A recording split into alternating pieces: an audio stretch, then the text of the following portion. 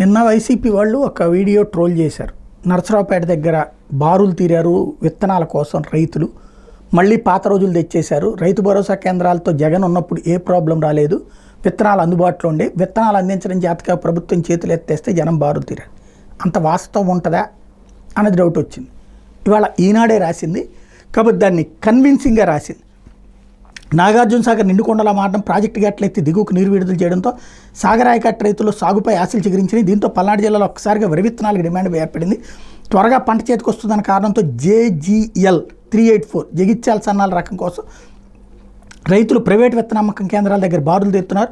2 రోజుల క్రితం వరకు ఒక టోకెన్కి 2 బస్తాలు ఇచ్చేవారు. పైనుండి సరిపడా విత్తనాలు రాకపోవడం, స్థానికంగా రైతుల సంఖ్య పెరగడంతో మంగళవారం టోకెన్కి 1 బస్తా చొప్పున అందించారు. ఈ టోకెన్లు తీసుకోవడానికి వర్షం కురుస్తున్న లెక్క చేయకుండా బుధవారం ఉదయం 6 గంటల నుంచి నరసరావుపేటలోని ప్రైవేట్ విత్తన కేంద్రానికి రైతులు భారీగా చేరుకున్నారు.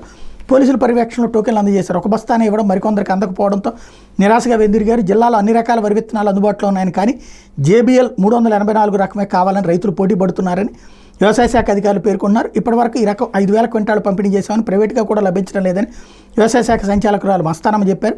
JGL 384 తెలంగాణలోని కరీంనగర్ జిల్లా విత్తనమని, మన దగ్గర లభ్యం కావడం లేదని, మిగతా రకాలను రైతులు సాగు చేసుకోవాలని ఆమె సూచించారు. రైతు సేవా కేంద్రాల్లోనే AP సీడ్స్ సబ్సిడీ మీద విత్తనాలు అందిస్తోందని, JGL 384 రకాన్ని తాము అమ్మడం లేదని ఆ సంస్థ DM సుమలత ఒక ప్రకటనలో పేర్కొన్నారు. దీన్ని బట్టి ఏమర్థమవుతుంది? ఇది తప్పని నేను అన్నాను. ఎందుకంటే రైతులకు ఒక్కోసారి అంటే మనదొక మాస్ హిస్టీరియా లాంటి అలవాటు. ఒకడు మన పక్కనోడు ఏదేస్తే మనకు అదే చేయాలని, లేకపోతే అక్కడెక్కడో బాగుపడిందంటే అందరూ బాగుపడిపోతామని అదే. టమోటాలు చూడండి, ఓసారేమో టమోటాలు రేట్లు పెరిగిపోతాయి భారీగా, ఓసారి భారీగా పడిపోతాయి. ఎందుకని? రేట్లు పెరిగిపోతున్నాయి అని చెప్పేసి అందరూ టమోటా వేస్తారు. చివరికి ఒకేసారి దిగుబడి వచ్చేటప్పటికి అది కాస్త చివరికి ₹10 పావులకు పోయేటటువంటి పరిస్థితి ఉంటుంది. అది సహజ సిద్ధంగా మన దేశంలో ఉన్నటువంటి మాస్ మెంటాలిటీ కారణంగా వచ్చేది. ఇది కూడా అంతే, ప్రభుత్వపు ఫెయిల్యూర్ అని నేను అన్నాను. కానీ రాసే వార్త ఇప్పుడు వచ్చేటప్పటికి ఈ తరహాలో రాశారు. అంటే అందులో కొరత ఎట్లాగా జరిగింది, ఇంతే, ప్రభుత్వం తప్పలేదు. అదే జగన్ అయ్యి ఉంటే ఏం రాసేవాళ్ళు? చేత కాలేదు, అన్యాయం జరిగిందని రాసేవాళ్ళు.